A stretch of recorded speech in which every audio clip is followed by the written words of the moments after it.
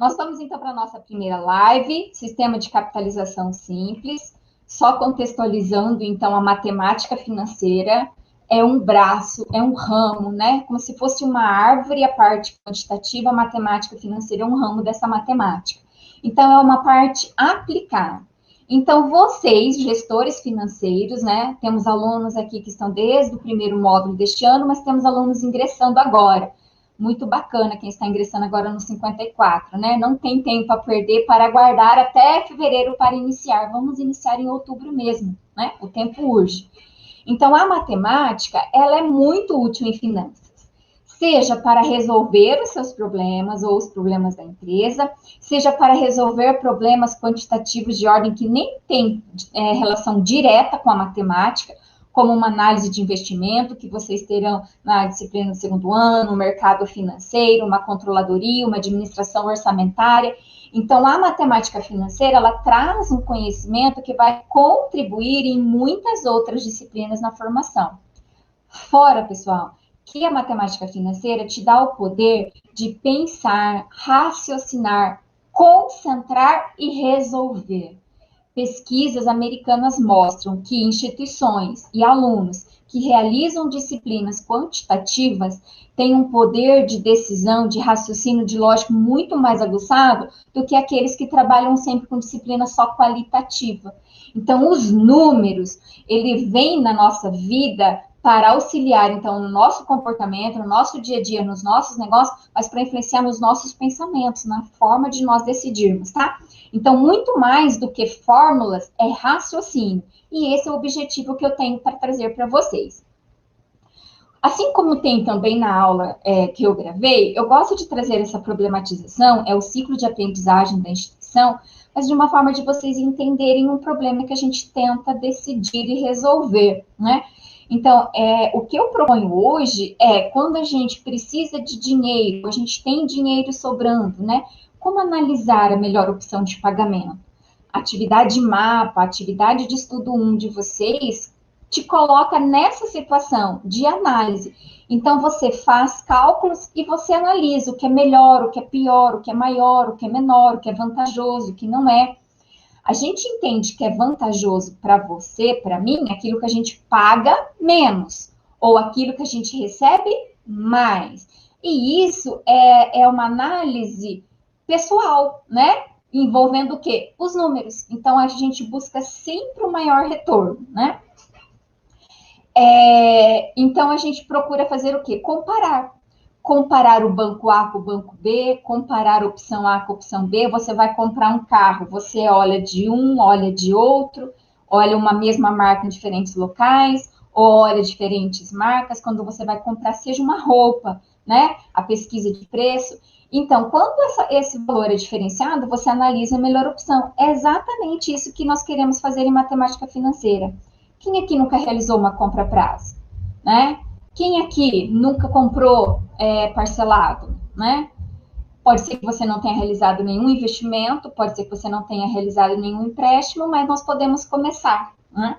Então, nessas operações de crédito, de investimento, de financiamentos, de empréstimos, nós precisamos das finanças. E a matemática financeira vem aqui para te ajudar nisso daqui.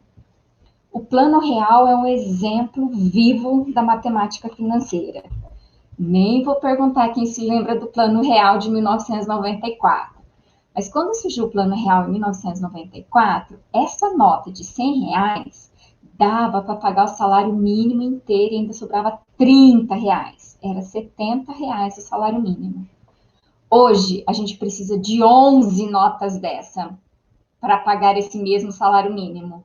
O salário subiu e o dinheiro desvalorizou. Então, a matemática financeira, ela consegue quantificar, mensurar essa desvalorização do dinheiro em relação ao tempo, não é mesmo?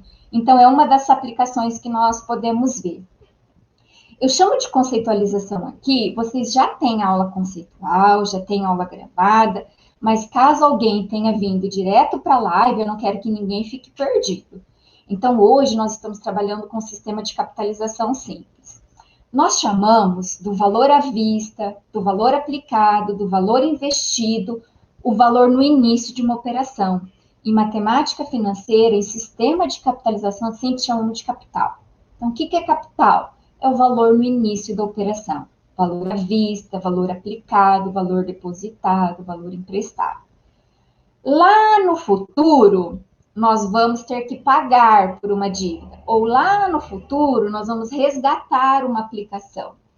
Então, esse valor lá no futuro, em matemática financeira em juros simples, nós chamamos de montante. Então, o valor lá no futuro chama-se montante. Esse intervalo de tempo entre o início da operação e lá no futuro, compra prazo. Então, entre a data da compra e a data do pagamento, é o que nós chamamos de período, prazo, representado pela letra N. O valor que é à vista é o mesmo prazo? Provavelmente não. Muitas vezes o fornecedor fala que sim. Mas quando você fala que vai pagar à vista em dinheiro, tem um descontinho. Então, se o valor à vista é diferente do valor a prazo, essa diferença monetária, diferença do dinheiro, é o que nós chamamos de juro. Aí eu falo assim para vocês, o juro é R$100. Esse juro é baixo ou esse juro é alto? Então, vamos lá. Vou falar assim para vocês. Olha, vocês fizeram uma compra e só de juro deu R$100. Isso é pouco ou isso é muito? Quando a gente fala só o valor monetário, se ele é pouco, se ele é muito, não dá para nós analisarmos se esse juro de 100 é baixo ou é alto. Se eu falar para você que esses R$100 é o juro de uma calça, você vai falar, que absurdo. É muito alto esse juro. Se eu falar que esse juro é de o financiamento de uma casa, você vai falar, então nem tem juro. O que eu estou querendo dizer com isso? Que o valor do juro é difícil da gente comparar. Por isso que esse juro, a gente converte ele, ou a gente fala sobre ele em forma percentual, que é o que nós chamamos de taxa. Então, a taxa possibilita a gente fazer comparação, né? Então, ao invés de eu dizer R$100, eu vou falar assim, juro de 10%, juro de 20%, juro de 80%. Cheque especial, pessoal, é mais de 100% de juro. Se você investir o seu dinheiro no banco, sabe quanto está dando a poupança? 0,11%. 0,11%. Se você usar no mesmo banco cheque especial, sabe quanto você vai pagar de juros? 130%. Então, não importa o dinheiro que entrou na sua poupança de juro ou o valor que saiu da sua conta corrente de juro. Para comparação, é importante a taxa, tá? Então, é isso que nós vamos trabalhar em finanças. Capital é o valor no início, montante é o valor no futuro. A diferença entre esses dois valores chama-se juro. Essa distância entre uma operação e outra é um prazo. E esse juro pode ser identificado, calculado, informado em forma de percentual, que facilita a compreensão. Tá? Então, matemática financeira é basicamente isso. Bom, o que é juro simples? Né? Eu nem trouxe essa definição aqui, porque vocês já têm, né? Poderia explicar o de uma... o juro de uma... A gente já chega nas explicações, daqui a pouquinho eu já olho as perguntas. Quando a gente fala em juros simples, é uma taxa, um percentual calculado sobre um capital, né? Sobre um valor. E quando a gente fala em finanças, a gente tem que trabalhar tudo na mesma unidade de tempo. Então, por exemplo, se eu tenho que entre o início de uma operação e o fim de uma operação estou medindo em anos, eu preciso taxa anual. Se entre o início e o fim de uma operação eu estou falando em meses, eu preciso de taxa mensal. Se eu estiver falando em trimestre, eu preciso de taxa trimestral. Então, o primeiro elemento que nós vamos trabalhar aqui nessa live é taxa, tá? Taxa de juros. Nós vamos falar de taxas equivalentes. O que significa ser taxas equivalentes? Taxas equivalentes, duas ou mais taxas, elas são ditas equivalentes quando aplicadas sobre o mesmo valor, vão produzir o mesmo montante. Vou exemplificar. Se eu colocar dinheiro hoje e calcular juro mensalmente, lá no final do ano eu tenho um tanto. Se eu colocar o dinheiro hoje e calcular juros só lá no final do ano, uma vez só, eu tenho que ter o mesmo tanto se eu tivesse calculado mensalmente. Então, olha só, se durante um ano inteiro, a taxa que eu aplicar todos os meses der o mesmo resultado, o mesmo valor de resgate, de uma taxa única aplicada, então elas são ditas equivalentes, tá? Então, taxas equivalentes são taxas que produzem os mesmos valores. Por que a gente precisa isso? Vários de vocês já começaram a fazer atividade de estudo 1. E lá vocês começam a ver que às vezes precisa fazer alguma conversão, alguma movimentação de taxa. Por quê? Porque estão em períodos diferentes. Então, vamos nesse exemplo aqui. Nós temos o período de um mês, 2%. Então, de um inteiro, né? A gente pega o inteiro e divide em 100 partes, a gente pega duas delas. 2% de juros de um mês. Equivale a quanto num trimestre? Então, eu tenho a taxa de um mês e eu procuro a taxa de 3 meses. Vamos pela lógica. Se em um mês é 2%, para 3 será um valor maior ou menor? Se em um mês a taxa é 2, para 3 meses, ela vai aumentar ou vai diminuir? Ela vai aumentar. Quantas vezes? Não aumentou de 1 para 3, não aumentou 3 períodos. Então, se ela vai aumentar quantas vezes? 3 vezes. Então, se é 2 ao mês, num trimestre vai ser 6 ao trimestre. Então, se eu disser assim, que uma aplicação ficou remunerando 2% ao mês, durante 3 meses, é a mesma coisa que eu dizer que ela remunerou 6% no final desses 3 meses. Então, nós dizemos que essas duas taxas são chamadas de taxas equivalentes, tá ok? Vamos para mais um exemplo? Agora aqui, eu tenho 36 no ano, tá? Então, você vai lá, faz um financiamento, uma aplicação, e te falam assim, ó, vai ser 36 no ano. Em juros simples, tá? Em juros simples, 36 no ano. Mas qual que é esse valor no trimestre? Um ano, você tem que pensar assim, ó, um ano é esse tamanho. O trimestre vai diminuir, não vai? Então, se eu tenho 36 no ano e eu procuro de um período menor, então minha taxa vai diminuir. Então, de um período maior para um período menor, a taxa diminui. Diminui quanto? Um ano são 12 meses, o trimestre tem 3. Então, ó, um ano tem quantos trimestres? Um ano tem 4.